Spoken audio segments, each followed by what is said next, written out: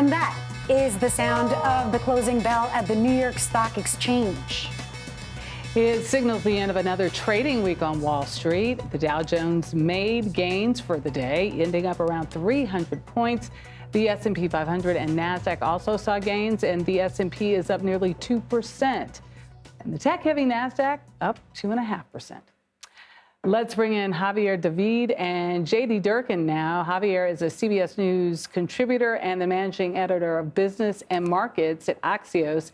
And JD is the host of The Street. Javier, JD, we welcome you both. First up, I'm going to go to you, JD. Let's start with what's driving the markets today.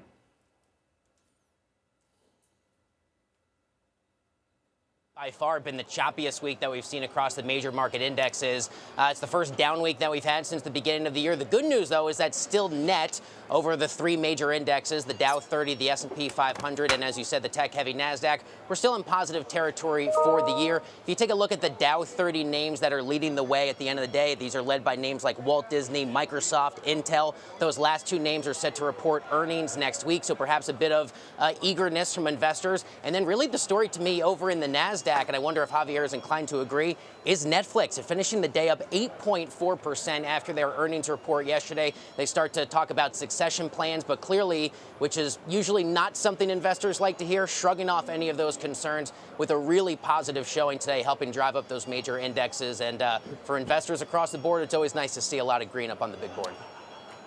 And Javier, I'll let you jump in there. But in addition to that, I know it was a rough week for the markets, especially leading up to this moment where the U.S. hit its debt limit. What does that mean for investors?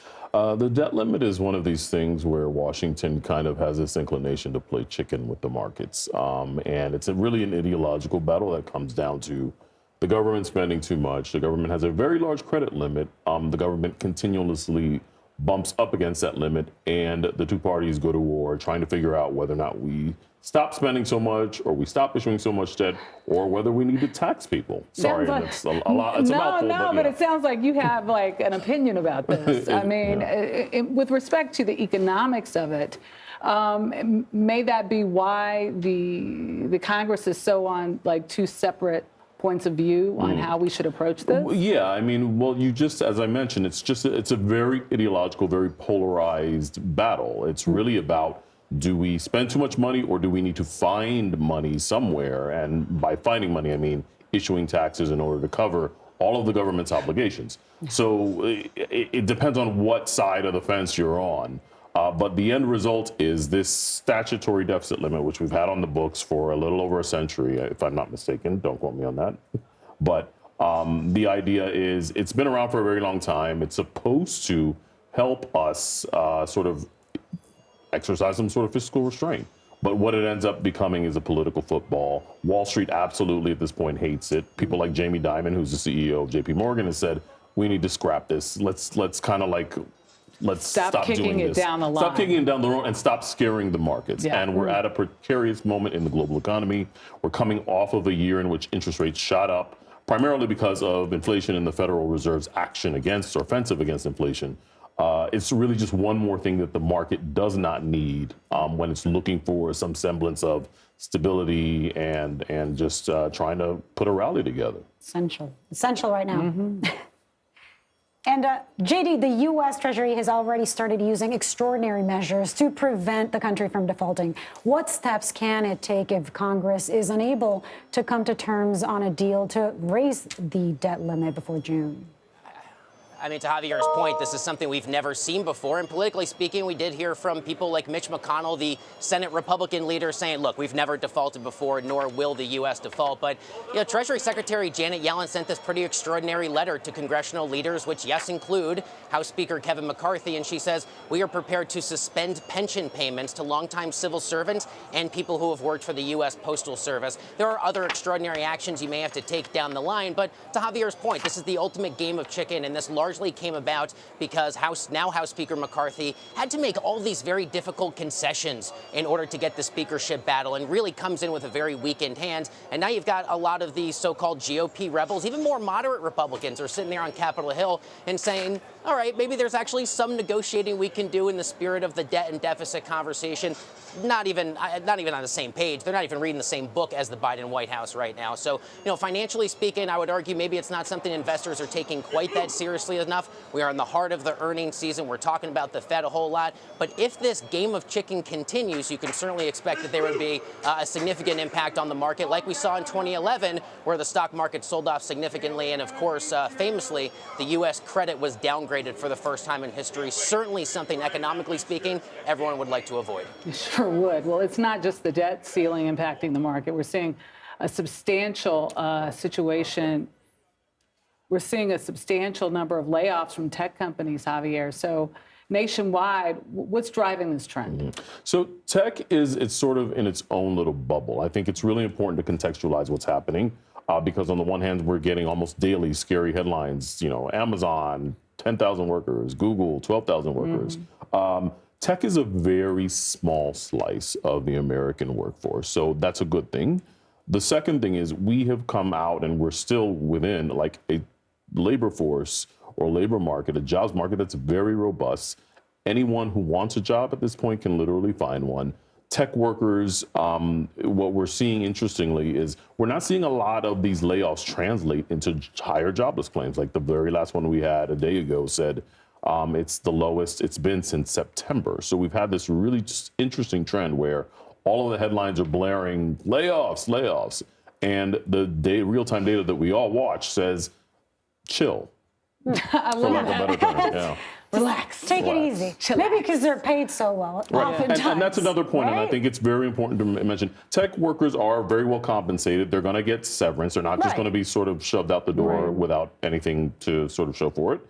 Some of them have tech stocks or stock options. There's enough for them to live. So even if they're getting laid off, they're not applying for jobless rates right now. And a number of them are actually walking into, again, because the jobs market is really still very good, other positions in the economy where people who it might be old line companies, but they still need tech workers. So there are options out there. There are options. Right. Yeah. So looking at the U.S. economy, existing home sales fell again in December. It marks the slowest year for the housing market in nearly a decade. But this, can we put this in perspective? And I'm not sure who wants to handle this. How troubling are these numbers, JD?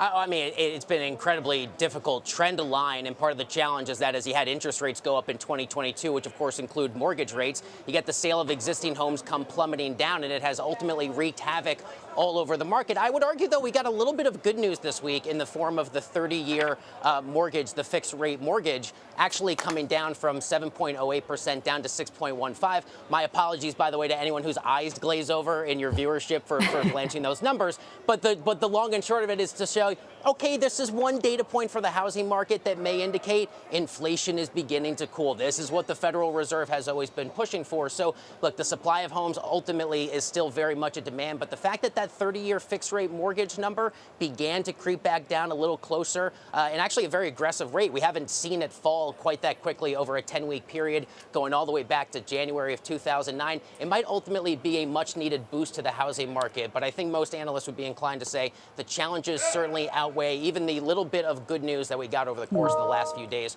with regards to that 30-year fixed rate mortgage number. Well, I'm curious, Javier, I could tell that you wanted to jump in, so I'm going to let you do that right away. What we've seen, though, this week with the drop in mortgage rates is sort of interesting because we come off from 7%, above 7%, to 6.15%. But the thing here is there's a correlation between the rent market and the mortgage market. To the extent that mortgage rates have been so high that people haven't wanted to buy, they've been renting. People keep renting. And that's why we see rent prices so high, because there's a sort of pipeline from renting to owning, but everyone's looking at the more owning market and it's like, I'm not going to pay 7% for a mortgage. I may as well just stay in my 2-bedroom, 1-bedroom hovel or whatever it is that we want to call it. But People aren't basically holding on to supplies of rent when they would otherwise be buying. So to the point that just made, to the extent that mortgage rates dropped, we saw mortgage demand skyrocket almost 30% in a week, just because the mortgage rate finally came down. It's finally getting attractive again to do that. Yeah, it's so interesting what you're saying. You know, I was talking to somebody within the company that I rent from, and I said, look, I think I want to downsize. And she said, stand in line because it's getting more expensive. Javier David, JD, Durkin, thank you both so much for all of that.